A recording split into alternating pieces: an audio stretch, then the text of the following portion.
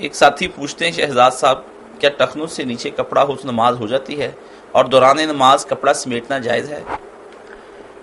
کپڑا جو ہے نا ٹخنوں سے نیچے ہر حال میں، یہ حضور علیہ السلام نے اس کو منع کیا، اور یہ فرمایا کہ ٹخنوں سے نیچے جو لباس ہے وہ جہنم میں ہے تو بہت بری بات۔ اس لیے امام ابن حزم جیسے لوگ یہی کہتے ہیں کہ عین حال سے نماز میں وہ خدا کی نافرمانی کر رہا تو کیا نماز اس کی ہوگی، مگر باقی اور ہمارے یہی کہا کہ یہ گناہ اپنی جگہ ہے مگر نماز ہو جاتی ہے۔ ایک روایت ابو داؤد شریف میں نا کہ آپ نے ایک شخص کو ایسی حالت میں دیکھا تو کہا اگر وضو بھی کرو نیا اور دوبارہ نماز پڑھو، یہ کوئی اتنی زیادہ قوی نہیں روایت، پرہیز کرنا چاہیے ہر حال میں نا، نماز میں یا باہر ٹخنوں سے اوپر ہی بات رکھنا چاہیے۔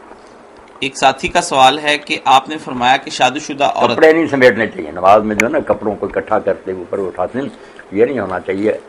رسول کریم علیہ السلام نے اس سے منع کیا کہ کپڑوں کو نہ سمیٹا کرو، رہنے دو ان کو اسی طرح۔